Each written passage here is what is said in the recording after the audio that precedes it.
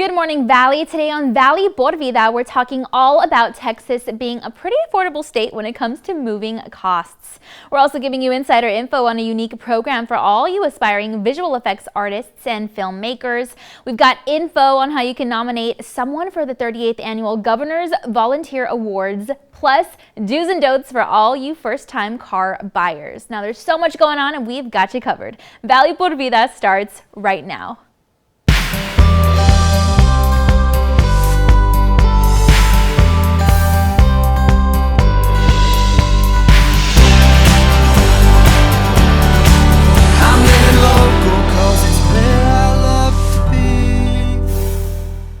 Hi there, and thanks again for joining us this morning. I'm your host, Danielle Banda. Well, the team at Cameron County Education Initiative in Brownsville is dedicated to students' career success in the Valley. They're excited to announce a new collaboration with AMG Media Group through a visual effects and education subsidiary called The Division. Now, this is all led by an award-winning digital creator who's worked on some of your favorite feature film movies, and participants will have the opportunity to learn from some of the best filmmaking, tech, and visual effects programs through these unique courses. So we went ahead and dropped by their location in Brownsville to speak with someone who helped make it all possible. Take a look. So the involvement with CCEI began when my nephew, who actually works in my company, told me about this need of this organization requiring or having the need for some computer systems for a special course in computer animation. About 3 years ago, I was invited to do a speech by the Brownsville School District for a graduating class. And my interest there was basically to start promoting computer programming from grade school. I travel to Europe and Asia on a yearly basis to conferences, and I realize everybody's talking about the potential shortage of programmers, by year 2025. So I keep thinking about where I came from, and so a little bit of my story is I'm an immigrant from Mexico. I came here and I was put in school and actually set back 2 years. So in the back of my mind, I was always kind of behind, and I had this always thrust to get ahead.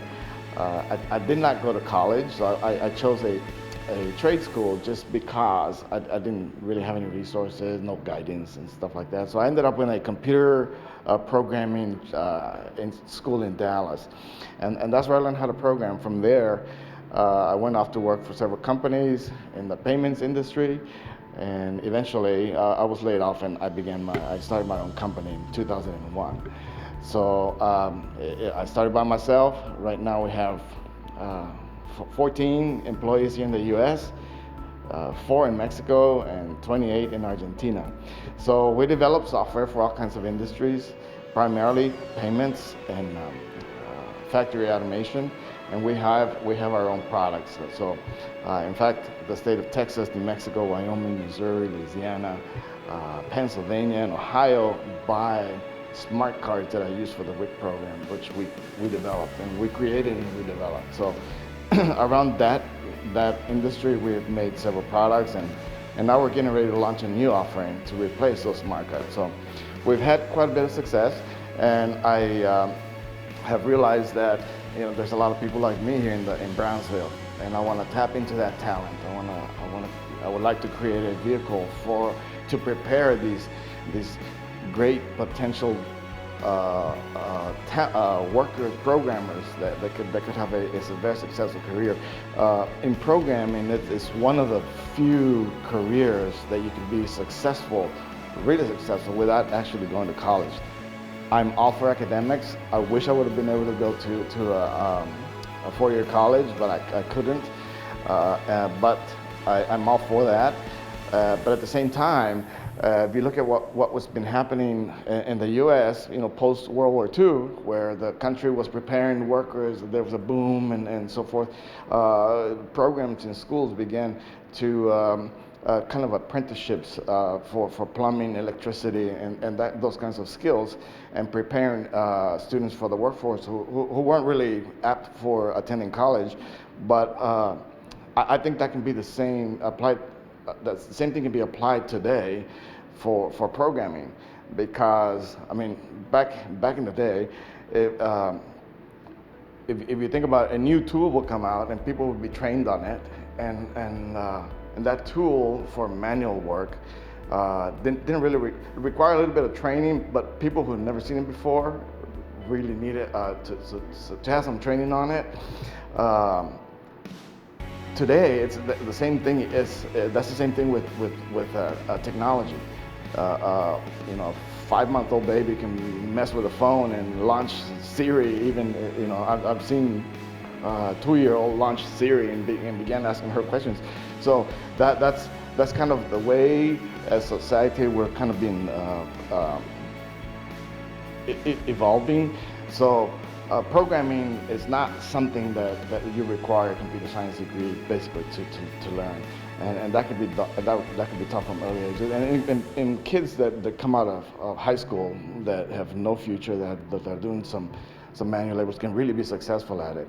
So organizations like CCEI are actually willing to take that leap and are genuinely wanting people to succeed and have a successful career. And so that was one of the reasons we donated. We made this donation and we're involved with them. Again, the division is in collaboration with the Brownsville Film Society, and CCEI is going to be hosting this new program for aspiring directors and producers in Brownsville. Now you can stay up to date with the course announcements and workshop information by visiting myccei.org. All right, well, the Governor's Volunteer Awards are a chance to show the importance of honoring the exemplary service and volunteerism of individuals and organizations making a significant impact in communities across the state of Texas. And nominations are now open for the 38th Annual Governor's Volunteer Awards. So we went ahead and decided to get you those details so that you can make sure to participate in this year's selections. Go ahead and take a look. Yeah, the Governor's Volunteer Awards are now in their 38th year. They were established by the Governor of Texas to recognize outstanding individuals and organizations that have made a difference in Texas communities through volunteer service. So in local communities across Texas, especially in South Texas, there are so many inspiring examples of how volunteering can transform lives. And we want to shine a spotlight on those incredible stories and offer statewide recognition to the many different ways that Texans are giving back. Service and volunteerism are a cornerstone of what it means to be Texan, and volunteers are really the backbone of our nonprofit sector and our communities, and we believe at OneStar that everyone can make a difference regardless of your background and where you come from. So we can all contribute to building thriving communities, and especially in times that are hard, like with COVID and the winter storm and hurricane season starting.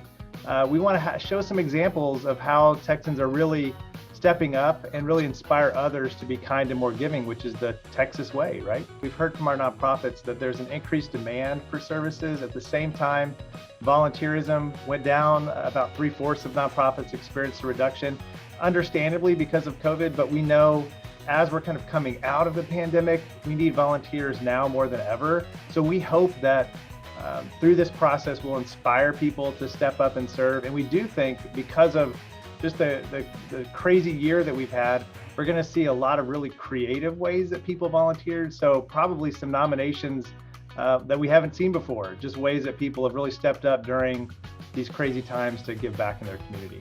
So this is the first year we're going to have a family volunteer of the year. So really celebrating those families that are teaching their kids young how to kind of step up and give back. So we're really excited about that category. Also, we've talked about the winter storm, COVID. We know disasters are in some way not a matter of if, but when it's going to hit us in Texas. And so we want to just recognize really excellent disaster volunteering, people who are really stepping up. And then we just talked about a little bit of the innovation. We want to look at ways that organizations are really being creative in the way that they're using volunteers. So we have an Innovation and Volunteerism Award this year. You can nominate anyone in your community, anyone that you're aware of, whether it's in your family, someone you work with, someone from your church, anyone that has stepped up and really inspiring others to serve. We need you to help us find them. They tend to be the ones who are working in the background, maybe not seeking recognition. So you can go to our website, onestarfoundation.org. It's ONESTAR foundation.org. And there's information there on past winners, more information on the different categories so you can read about it.